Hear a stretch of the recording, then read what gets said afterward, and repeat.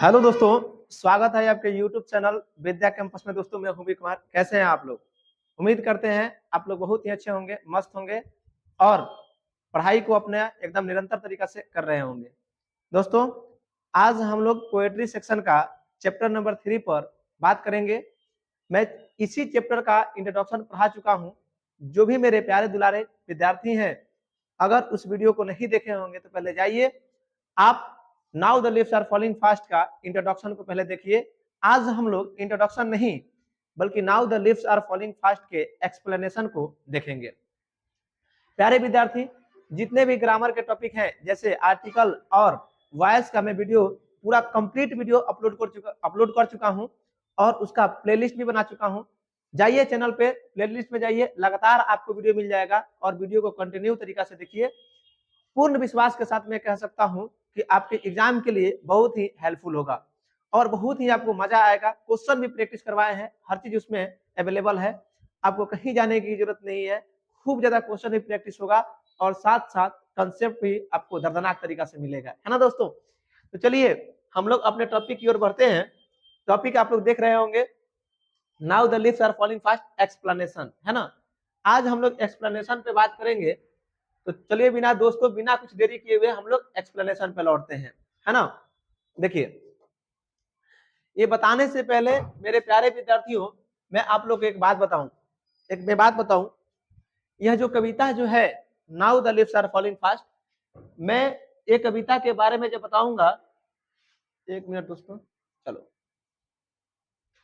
ये कविता इतनी खूबसूरत कविता है कि आप अंदाजा नहीं लगा सकते हैं, जो हमारे लाइफ से संबंधित है। मैं कविता के अगर सारांश की बात करूं तो मैं थोड़ी सी बात बताने का प्रयास करूं। ये कविता में क्या लिखा गया है। एक व्यक्ति जब युवा अवस्था में होता है, मतलब जब नौजवान होता है हम लोग के जैसा, तब उसकी क्या फीलिंग होती है, और एक जब वह व्यक्ति बूढ़ा हो जाता है तब उसके अंदर क्या क्या भावनाएं उत्पन्न होती है, इसी के बारे में यह कविता लिखा गया है। और हम लोग जो पल भर रहे हैं, एक किसके छाव में यानी किसके आश्रय में हम लोग जी रहे हैं, और हमारे जो पूर्वज जो हैं वो कहाँ जा रहे हैं, और उनके साथ साथ हम कहाँ जा रहे हैं, ये सारी चीजें हम लोग समझने का प्रयास करेंगे। देखिए, यह कविता को दो तरीका से समझना है। एक ऐसी जो लिखा गया है उसका सीधा मीनिंग, और कवि इस कविता के लाइन से क्या समझाने का प्रयास कर रहे हैं, उसी को हम लोग बोलते हैं आयरोनिकल मीनिंग, जिसको व्यंग्यात्मक अर्थ। तो पहले हम लोग सीधी जो लिखा गया उसको मीनिंग को समझेंगे, साथ साथ हम लोग आयरोनिकल मीनिंग को भी समझने का प्रयास करेंगे। कविता के हम शुरुआत करें बाबू, एक्सप्लेनेशन की ओर बढ़ते हैं। तो WH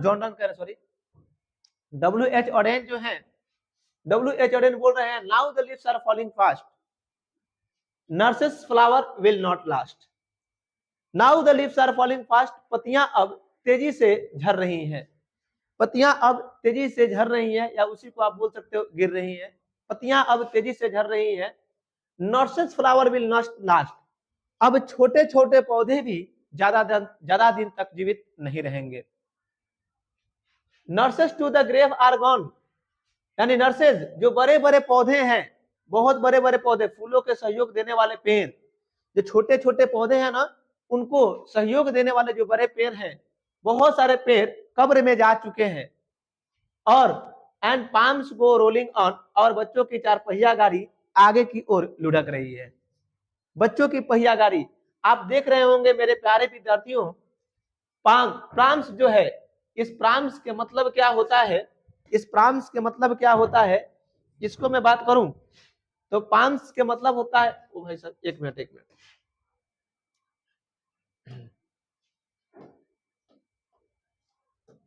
इस प्राम्स के मतलब क्या होता है।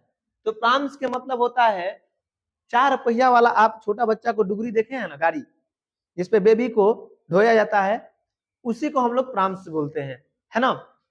तो बोल रहे हैं क्या, जो बच्चों की पहिया गाड़ी जो है, वो चार पहिया गाड़ी, वह क्या हो रही है, लुढ़क रही है। तो ये तो साधारण सा मीनिंग हो गया ना। अब हम इसकी आयरोनिकल मीनिंग की ओर बात करें तो देखिए, now the leaves are falling fast, पत्तियां अब तेजी से झड़ रही हैं। छोटे छोटे पौधे अब नहीं बचेंगे। नर्सेस फ्लावर जो है मतलब जो बड़े बड़े पेड़ हैं वो भी अब कब्र में जा चुके हैं।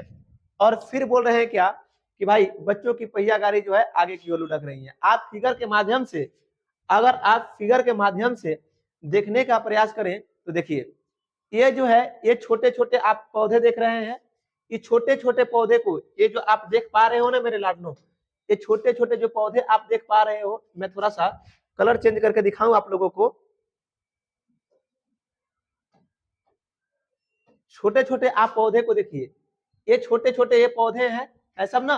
और ये एक विशाल पेड़ है, ये विशाल पेड़ है ना दोस्तों। तो छोटे छोटे ये कहीं पौधे हो गए और कहीं विशाल पेड़ हो गया, इसके बारे में क्लियर है दोस्तों। छोटे छोटे पौधे हो गए और ये क्या हो गया आपका विशाल पेड़ हो गया। तो किसको क्या बोले हैं, तो भाई नर्सेस जो बोले हैं, नर्सेस फ्लावर, ये छोटे छोटे पौधे को। और आप ध्यान से देखने का अगर प्रयास करें तो देखिएगा ये वाला, ये जो आप देख पा रहे हो नर्सेस, ये नर्सेस फ्लावर, ये नर्सेस फ्लावर किसको, तो छोटा वाला को, छोटा वाला को। ये जो बोला गया है ये नर्सेस, ये बड़ा वाला पेड़ को, है ना दोस्तों। तो ये तो हम लोग सीधा मीनिंग को समझे। अब इसका आयरोनिकल मीनिंग क्या है समझिए। Now the leaves are falling fast, पत्तियां अब तेजी से झड़ रही हैं। मतलब इसका क्या हुआ, इसका मतलब क्या हुआ, जब अब मानव जो है, अब मानव जो है वह तेजी से मृत्यु की ओर बढ़ रहा है। मानव जो है अब तेजी से किसकी ओर बढ़ रहा है दोस्तों, तो मृत्यु की ओर बढ़ रहा है। इसके बारे में वो बता रहे हैं। ठीक है भाई, आप समझ पा रहे हो। Now the leaves are falling fast, पत्तियां अब तेजी से झड़ रही हैं, वो सीधा मीनिंग। आयरोनिकल मीनिंग, मानव अब तेजी से मृत्यु की ओर बढ़ रहा है। छोटे छोटे पौधे भी अब जीवित नहीं रह पाएंगे, उसका आयरोनिकल मीनिंग क्या, तो अब छोटे छोटे बच्चे यानी हम और आप, अब वो भी जीवित नहीं रह पाएंगे, यानी उनकी भी डेथ हो जाएगी। एक दिन आएगा वो भी मर जाएंगे, है ना। और फिर बोल रहे हैं क्या कि नर्सेस फ्लावर, मतलब नर्सेस, बहुत सारे बड़े बड़े पेड़ कब्र में जा चुके हैं। उसका आयरोनिकल मीनिंग क्या, तो हमारे बहुत सारे बुजुर्ग लोग जो हैं, जो हमारे पूर्वज लोग हैं, वो बहुत सारे लोग कहाँ जा चुके हैं, कब्र में जा चुके हैं। और बच्चों की पहिया गाड़ी आगे की तरफ लुढ़क रही है। वो कभी इससे क्या संदेशा देना चाहता है, तो इसका मतलब ये बतलाना चाहता है कि यही हमारी जीवन की रीत है। इसी तरह हमारा जीवन आगे की ओर बढ़ते रहता है। यानी आप देख पा रहे होंगे मेरे प्यारे विद्यार्थियों, तो यही ये जो है क्या सजेस्ट करता है, पाम्स गो रोलिंग ऑन क्या सजेस्ट करता है, आपके एग्जाम में पूछता है तो continuity of life, continuity of life, जीवन की निरंतरता को, यानी जीवन की रीत को। बच्चों की पहिया गाड़ी की तरह हमारा जीवन है, आगे की तरफ बढ़ रहा है। बहुत सारे लोग मर रहे हैं, बहुत सारे लोग जन्म ले रहे हैं, यही कभी। फिर से समझ लीजिए दोस्तों, now the leaves are falling fast, nurses flower will not last, nurses to the graves are gone and palms go rolling on. अब पत्ते तेजी से झड़ रहे हैं और छोटे छोटे पौधे भी अब नहीं बचेंगे।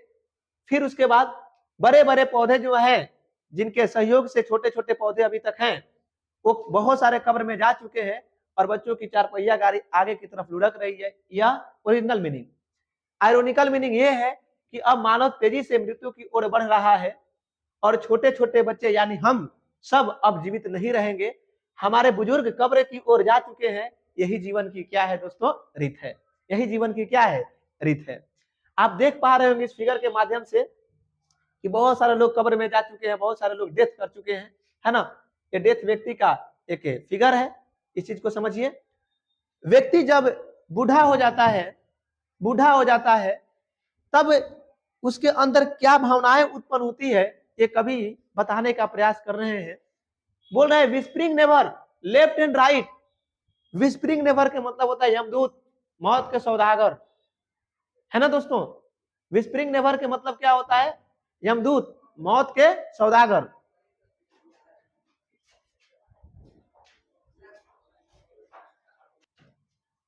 देखिए अब हम लोग को यहां से देखना है, whispering never left and right pluck us from the real delight.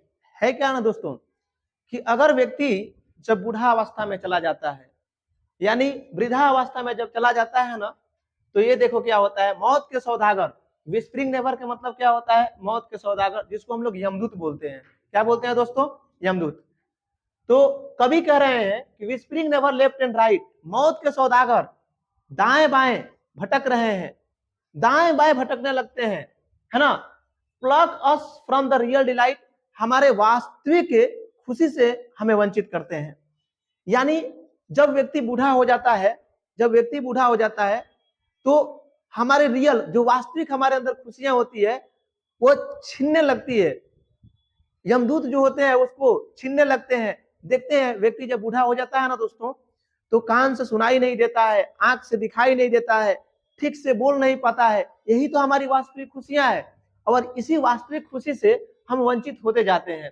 And active hand must freeze, और जो हमारा कभी सक्रिय हाथ हुआ करता है, जो एक्टिव हैंड है, सक्रिय हाथ होता है, वह कैसा पड़ जाता है, तो वह ठंडा पड़ जाता है, हाथ काम करना बंद कर देता है ना। लोनली अंदर सेपरेट नीड, एक घुटनों के भांति, यानी एक घुटनों के भांति जो होता है ना, हमारा हाथ काम करना बंद कर देता है, ठीक से काम नहीं कर पाता है, हम ठीक से सुन नहीं पाते, हम ठीक से देख नहीं पाते।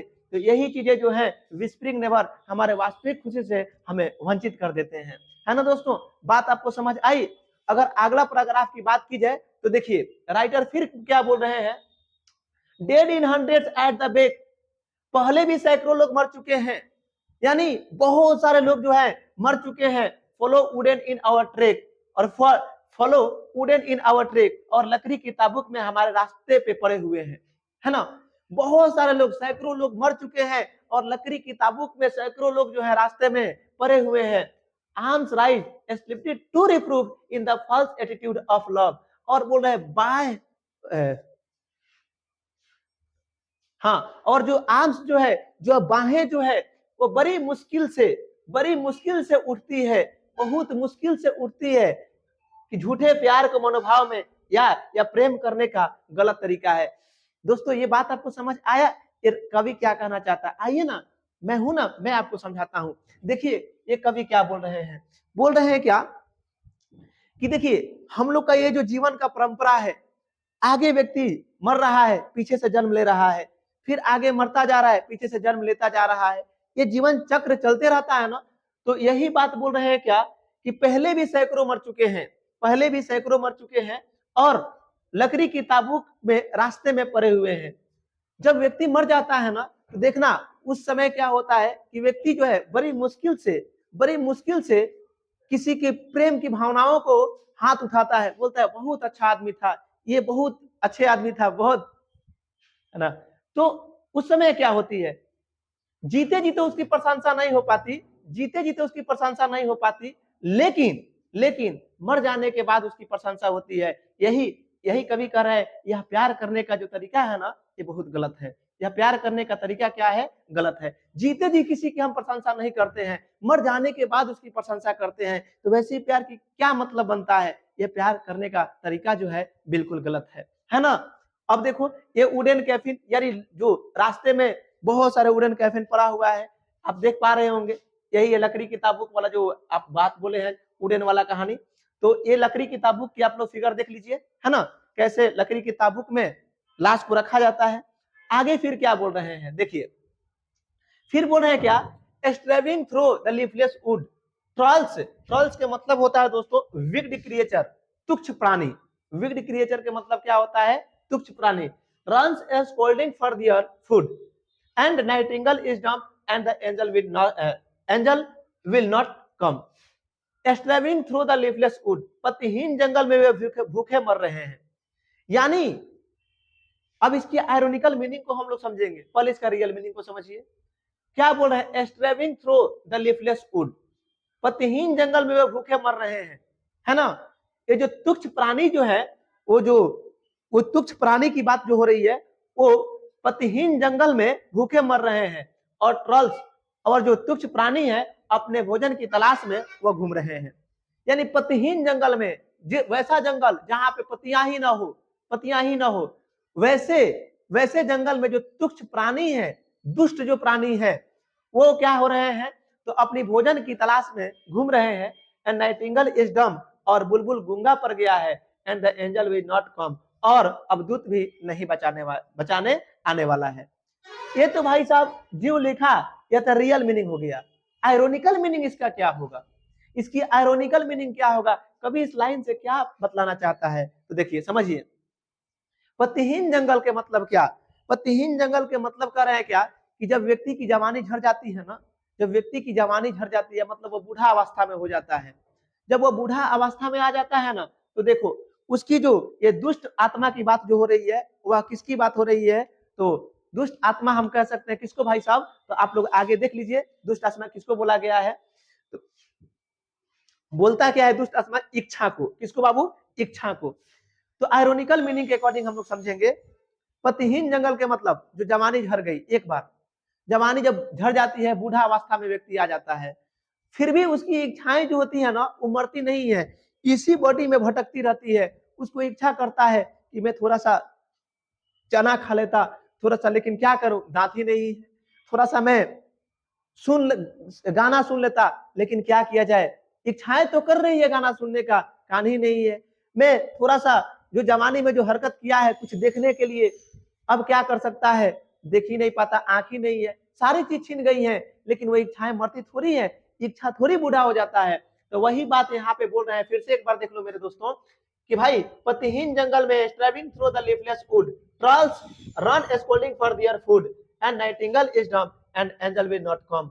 पतिहीन जंगल में वे भूखे मर रहे हैं, कौन, दुष्ट आत्मा भूखे मर रहे हैं और अपनी भोजन की तलाश में घूम रहे हैं। बुलबुल गूंगा पर गया है और दूत भी अब बचाने वाला, फरिश्ता भी अब बचाने वाला नहीं है। इसकी आयरोनिकल मीनिंग को समझिए। आयरोनिकल मीनिंग के मतलब क्या, अर्थात बुढ़ापे में जब जीवन की सारी हरियाली खत्म हो जाती है ना, खत्म हो जाती है। यहाँ पे बाबू जस्ती हो गया है, इसको थोड़ा सा कर लीजिएगा, ठीक है ना। देखो यहाँ पे जाती है, तो देखिए अर्थात बुढ़ापे में जब जीवन की सारी हरियालियां खत्म हो जाती हैं, यानी इस एक लीफलेस वुड की तरह, पतिहीन जंगल की तरह, यानी जब हरियालियां पूरा खत्म हो जाती हैं, तो उस जीवन की पतझड़ में, उस जीवन की पतझड़ में मतलब उस बुढ़ापा अवस्था में इच्छाएं उस दुष्ट जीवन की तरह, सॉरी उस दुष्ट जीव की तरह आती है, वे जानते हुए भी कि अब यह पतझड़ जीवन में पूरी होने वाली नहीं हूं। मतलब क्या, बूढ़ा व्यक्ति है, आत्मा जो है उसकी ये कुछ डिमांड कर रही है, इच्छाएं हो रही है, लेकिन ये जानता हुआ भी, यह इच्छाएं ये जानती है कि मैं अब चाह कर भी पूरी नहीं हो सकती हूँ, लेकिन फिर भी डिमांड करती है, फिर भी डिमांड करती है। बूढ़ा व्यक्ति अगर आत्मा कर रही है कि थोड़ा सा मूवी देखूं, इच्छा तो कर रही है लेकिन अब चाह कर भी नहीं देख सकता, कुछ खाने की है, दांत ही नहीं है, इच्छा तो है लेकिन खा नहीं सकता। तो वही बात बोल रहे हैं आयरोनिकल मीनिंग में, बुढ़ापे में जब जीवन की सारी हरियालियां खत्म हो जाती हैं, तो उस जीवन की पतझड़ में इच्छाएं उस दुष्ट जीव की तरह आती हैं, यह जानते हुए भी कि अब इस पतझड़ जीवन में पूरी होने वाली नहीं है, फिर भी वह भोजन की तलाश में भटकती है। अब क्या आगे की क्या बात बोल रहे हैं, बुलबुल भी चुप है, बुलबुल भी चुप है, यानी शरीर भी अब शांत हो चुका है।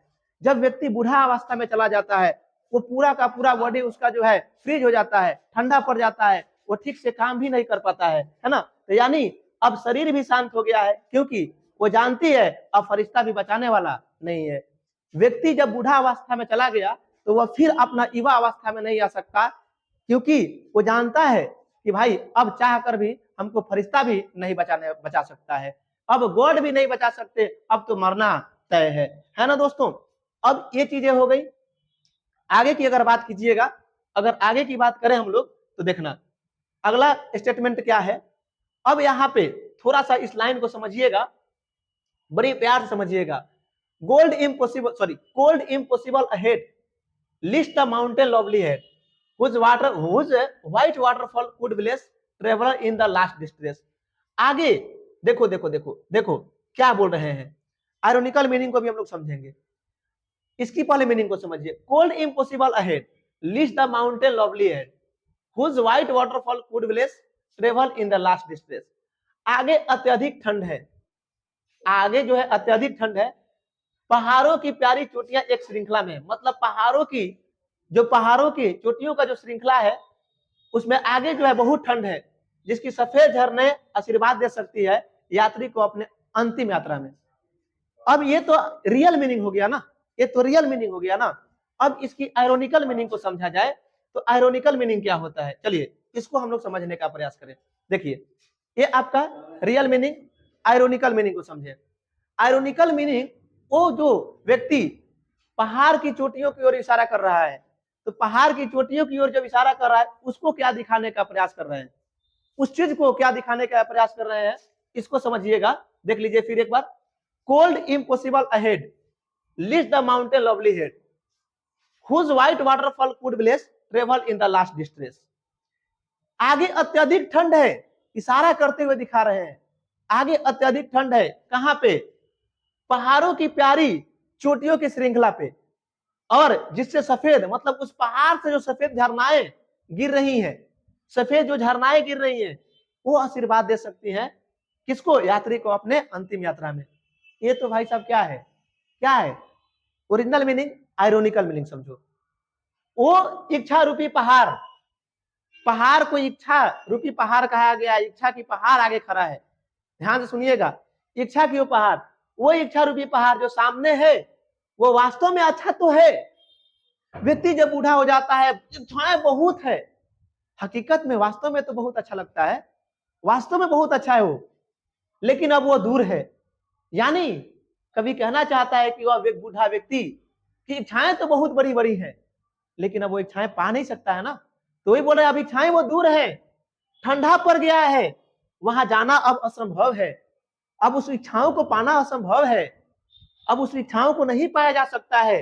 लेकिन जो आशा है, श्वेत झरना को कभी किसको श्वेत झरना को क्या बता रहा है, आशा को श्वेत झरना बता रहा है, लेकिन वो आशा है श्वेत झरना का आयरोनिकल मीनिंग यहाँ पे लिख दिए हैं हम। यानी जो आशा है मृत्यु पथ पर जाने वाले व्यक्ति को अंतिम यात्रा में आशीर्वाद दे सकता है। अरे ये बूढ़ा व्यक्ति जानता है, जब व्यक्ति बुढ़ापा अवस्था में चला जाता है तो उसको पता है कि वो इच्छा रूपी पहाड़, जो इच्छाओं की जो पहाड़ है, वहां पे जाना अब असंभव है, हम वहां पे नहीं पहुंच सकते, वो अभी हम नहीं मिल सकती, इच्छाएं अंदर जो है वो नहीं पा सकते, लेकिन आशा तो कर सकते हैं ना। आशा करने में क्या जाता है, तो वो झरना को आशा बोले, लेकिन वो आशा अंत मृत्यु तक क्या दे सकती है, व्यक्ति को एक अंतिम यात्रा में आशीर्वाद दे सकती है। तो दोस्तों आशा करते हैं आप लोग इस कविता को बहुत अच्छे से समझे होंगे, और मिलते हैं फिर ऐसे ही नेक्स्ट वीडियो में। आज के लिए इतना ही। Thanks for watching this video, share and like, okay.